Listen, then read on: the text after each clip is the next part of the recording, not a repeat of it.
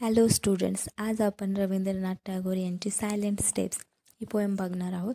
कुठल्याही पोएमचा स्टडी करताना किंवा शॉर्ट स्टोरी, नॉवेल, ड्रामा यांचा स्टडी करताना त्याचे पोएट किंवा ऑथर यांचा स्टडी करणे तेवढंच इम्पॉर्टंट आहे.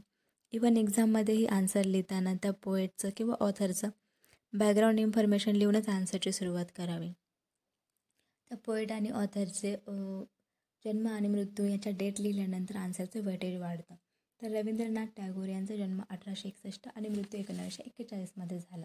ते पोएट, रायटर, कंपोजर आणि इवन पेंटरसुद्धा होते. त्यांनी 8व्या वर्षाच्या असतानापासून पोएट्री लिहायला सुरुवात केली आणि ते पहिले भारतीय ठरले ज्यांना नोबेल प्राईज मिळालं. म्हणजे त्यांच्यामुळे नोबेल प्राईज भारतात आलं. त्यांना त्यांच्या गीतांजली या पोएट्री कलेक्शनसाठी नोबेल प्राईज मिळालं होतं 1913मध्ये. गीतांजली 1912मध्ये पब्लिश झाली तेव्हा ती बेंगाली भाषेत होती आणि तिचंच इंग्लिश व्हर्जन सॉंग्स ऑफरिंग आहे. म्हणजे 103 पोएम आहे गीतांजली या ग्रंथामध्ये आणि त्या त्यांनी बेंगाली भाषेमध्ये लिहिलेल्या होत्या. आणि जी सॉंग्स ऑफरिंग आहे त्याच्यातही 103 पोएम आहेत 104 पेजेसमध्ये. तर स्वतःच्या बंगाली भाषेतल्या कविता त्यांनी इंग्लिशमध्ये ट्रान्सफर केल्या. त्यामुळे गीतांजली ह्या ग्रंथाने सगळ्यांचं लक्ष वेधलं होतं.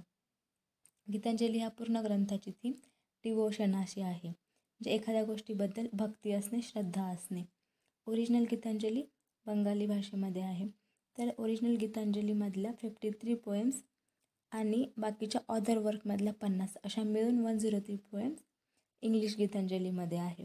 गीतांजली पब्लिश झाली आणि जेव्हा सेकंड एडिशन आली त्याच्या इंट्रोडक्शनमध्ये आयरिश पोएट W.B. येट्स यांचं एक वाक्य आहे त्याच्यामध्ये की त्यांनी हा ग्रंथ वाचल्यानंतर त्यांचं रक्त अगदी ढवळून निघालं, जे त्यांनी कुठलंच साहित्य वाचल्यामुळे त्यांना असं जाणवलं नव्हतं. सायलेंट स्टेप्स ही पोएम गीतांजली ह्या ग्रंथातूनच घेतली आहे आणि टोटल 103 पोएम्सपैकी ही 45th नंबरची पोएम आहे. लिरिकल पोएम आहे. लिरिकल पोएम म्हणजे त्याच्यामध्ये पर्सनल इमोशन्स एक्सप्रेस केलेले असतात आणि याची थीम आहे इमॅनन्स ऑफ गॉड. इमॅनन्स म्हणजे प्रचंडपणा, अफाटपणा, म्हणजे गॉडचं अस्तित्व किती अफाट आहे हे या पोएममधून कवीला सांगायचं आहे. तर कविता स्टार्ट करू. लाईन बाय लाईन एक्सप्लेन करणार आहे मी. Have you not heard his silent steps, he comes ever comes. कवी म्हणतोय की तुम्ही कधी त्याच्या पावलांचा आवाज ऐकला आहे का? तर त्याच्या पावलांचा म्हणजे इथे कुणाचा उल्लेख आलेला आहे? कवितेचं नाव आहे सायलेंट स्टेप्स, म्हणजे पावलांचा आवाज होत नाही, आवाज न करता कोणीतरी येतं आहे असंच कवीला सांगायचं. मग कोण येते? पूर्ण कवितेमध्ये त्याचाच उल्लेख आलेला आहे. कवी म्हणतोय की तो नेहमी येतो. He comes ever comes. त्याच्या पावलांचा तुम्ही कधी आवाज ऐकलेला आहे का? Next line. Every moment and every age, every day and every night, he comes ever comes. आता जसे वर्ड आहे तसंच मिनिंग आहे की प्रत्येक क्षणाला, प्रत्येक काळामध्ये, प्रत्येक दिवशी आणि प्रत्येक रात्रीही तो येतच असतो. नेक्स्ट स्टांजा आहे. टोटल 6 स्टांजा आहे. थर्ड स्टांजा बघू. Many a song have I sung in many a mood of mind, but all their notes have always proclaimed, he comes ever comes. कवीला इथे जे त्यांनी ओळी लिहिलेलं आहे त्याचा अर्थ आपण जर घेतला तर कवी म्हणतो की मी प्रत्येक मूडमध्ये गीतं गायलेली आहेत, पण त्या गीतात असलेल्या नोंदी जगजाहीर होत्या, त्यात नवीन काहीच नव्हतं. पण वरच्या स्टांजाप्रमाणे इथे कवीला सांगण्याचा अर्थ वेगळा आहे. कवीला असं म्हणायचं आहे की तुम्ही कुठल्या प्रसंगात असला तो तुम्हाला एकटा सोडत नाही, सुखातही नाही आणि दुःखातही नाही. त्याला सगळं माहिती असतं, तो नेहमी आपल्यासोबतच असतो. इन शॉर्ट, आपण आपल्या आयुष्याचं गाणं कुठल्याही मूडमध्ये गात असलो तरी त्याला सगळं माहिती असतं, तो आपल्यासोबतच असतो.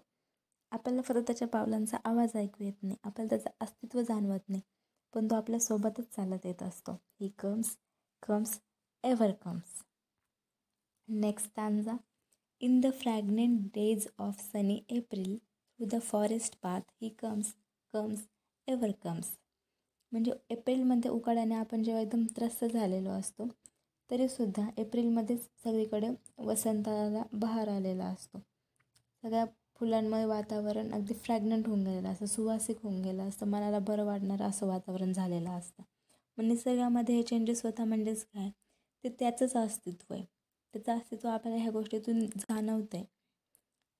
जंगलाच्या रस्त्याने येतो म्हणजे जंगलामध्ये जे चेंजेस होतात, शहरात काही चेंज होत नाही. आपल्याला ते निसर्गातच चेंजेस दिसतात. जंगलामध्ये सगळीकडे फुलं आलेले असतात वगैरे वगैरे एप्रिलच्या महिन्यामध्ये. तर त्याच्यातून आपल्याला जाणवायला हवं की त्याचं अस्तित्व आहे, पण आपलं लक्ष नसतं. तो नेहमी तिथेच असतो आणि तो आपल्यासोबतच असतो, पण आपल्याला ते जाणवत नाही. म्हणून सायलेंट स्टेप्स हे टायटल इथे कवीने वापरलेलं आहे. Next stanza. In the rainy gloom of July nights on the thundering chariot of clouds he comes comes ever comes. आणि एप्रिलच्या अपोजिट आता जुलैमध्ये काय होतं, जुलैमध्ये रात्रीच्या मुसळधार पाऊस पडत असतो.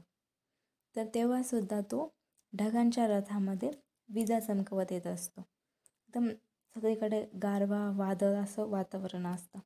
तर ते सुद्धा निसर्गात झालेले हे चेंजेस, एप्रिल असो पावसाळा असो, हे सगळे चेंजेस तो करतो आणि त्याच्यातून आपल्याला त्याचं अस्तित्व जाणवून देत असतो, पण आपलं लक्ष नसतं. Next stanza. In sorrow after sorrow it is his steps that press upon my heart and it is the golden touch of his feet that makes my joy to shine. म्हणजे जेव्हा आपण दुःखात आहे, आपण खूप दुःखात पडलेलो आहे, तेव्हा आपल्याला त्याच्या पावलं जाणवतात, हीज स्टेप्स. त्याचे पावलं जे आपल्या हृदयामध्ये येतात आणि त्याच्या स्पर्शाने, त्याच्या सोनेरी स्पर्शामुळे आपल्याला बरं वाटतं, तेव्हा आपल्याला त्याचं अस्तित्व जाणवतं. म्हणजे कवीला इथं असं म्हणायचं आहे की निसर्गामध्ये चेंजेस होत राहतात, तो तेच घडवून आणतो, पण आपलं लक्ष नसतं. आपण आपल्या आयुष्याच्या कुठल्याही मूडमध्ये असतो, कुठल्याही प्रसंगात असतो, सुखात असो दुःखात असो, पण तो आपल्यासोबत असतो. आपल्याला त्याचं अस्तित्व जाणवत नाही. पण जेव्हा आपण दुःखात असतो, in sorrow after sorrow it is his steps, तेव्हा आपल्याला त्याचं अस्तित्व जाणवतं की तो आलेला आहे, तो आपल्यासोबत आहे आत्ता.